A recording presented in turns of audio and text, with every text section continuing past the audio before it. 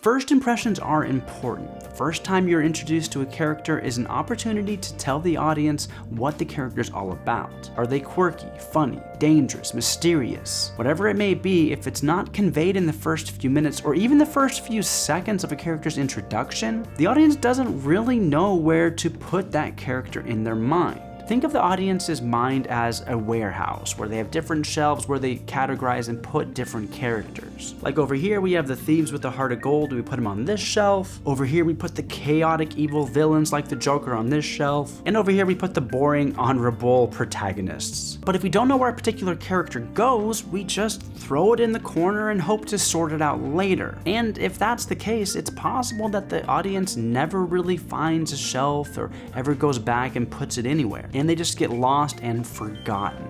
This was one of my biggest gripes about playing Final Fantasy XIV. People would tell me so much about how amazing a character is, only for their introduction to be them walking up and waving at me and saying, "Hi."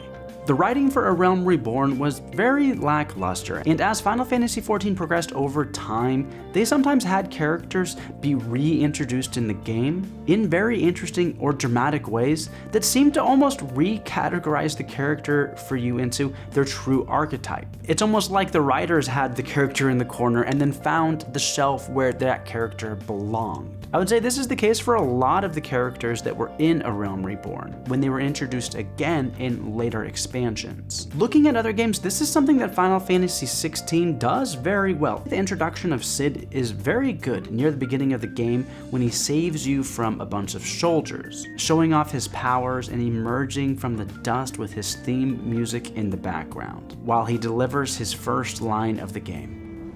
This way.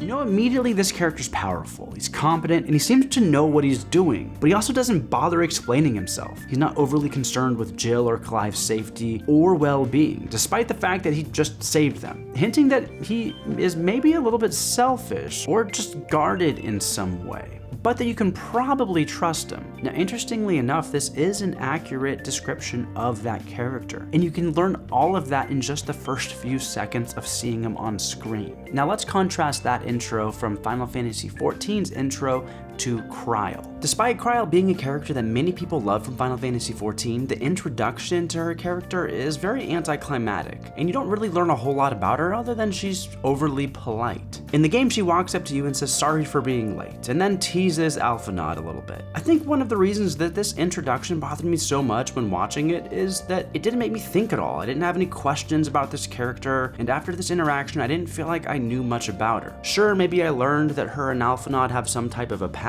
but Alphinaud never says anything about her up until this part of the game. So even though they supposedly have a past, it's really not relevant and there's no mystery or intrigue there that engages me. And if anything, this just kind of hurts the character's introduction more than helps it. Because she knows some of the other party members in your party, it's almost just assumed that she's a good person that should be a part of your group. And there's just not really any tension there whether or not she's somebody that you should trust, and there's just not really any mystery about her. It's just an unexciting introduction to a new character. Now, not every character needs to save you from certain death when you're introduced in order for the introduction to be good, but I think a good indicator to a good introduction is whether or not you have any questions about that character, their past, their motivations. There should be something that ties the character to the story immediately in a way that makes you want to know more about them. Or alternatively, a character could be thrust into an interesting or dramatic situation with your player character, where you'd begin to build some history by the mere fact that you're both in the situation together. That way you get to experience the bondings of these two characters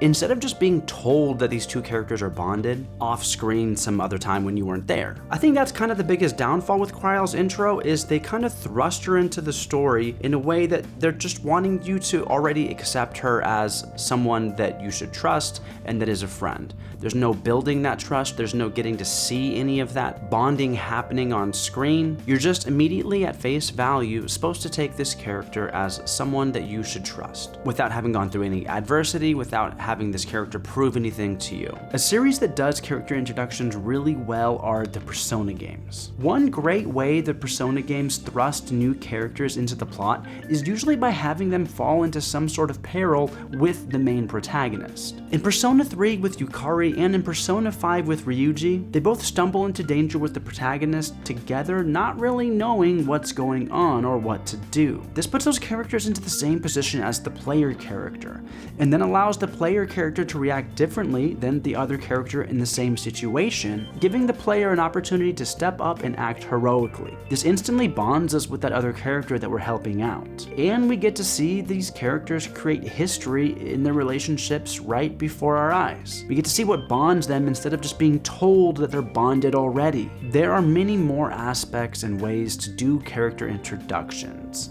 Not all of them have to be dramatic, not all of them have to be a spectacle. Baldur's Gate 3 is a masterclass in this, as you get to choose how you react to the different characters' introductions. Metal Gear's character introductions are basically insane. Final Fantasy VII does a beautiful job at introducing characters, and a lot of other games do a really good job as well. And of course, to be fair to my Final Fantasy 14s out there, Final Fantasy 14 does a great job at this as well with other characters. Which is why when there's a bad one, it sorely stands out. I love character introductions, and I'd love to talk more about them and the different aspects of them and compare and contrast different ones. Now, of course, I understand Final Fantasy 14 is an MMO. I know how the development was. I know that people are going to say it's an unfair comparison between Kryl and Cid in Final Fantasy 16 because 14 is an MMO that was made over a decade long, which had so many different writers a part of it, and Final Fantasy 16 was a lot more tighter of a narrative because it's just a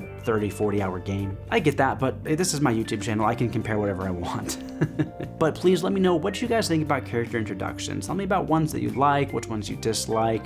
I'd love to hear and talk about it because it's something I'm genuinely interested in and something I think I want to explore more in the future. So until then, give a like, subscribe, all that stuff, and I'll see you guys later.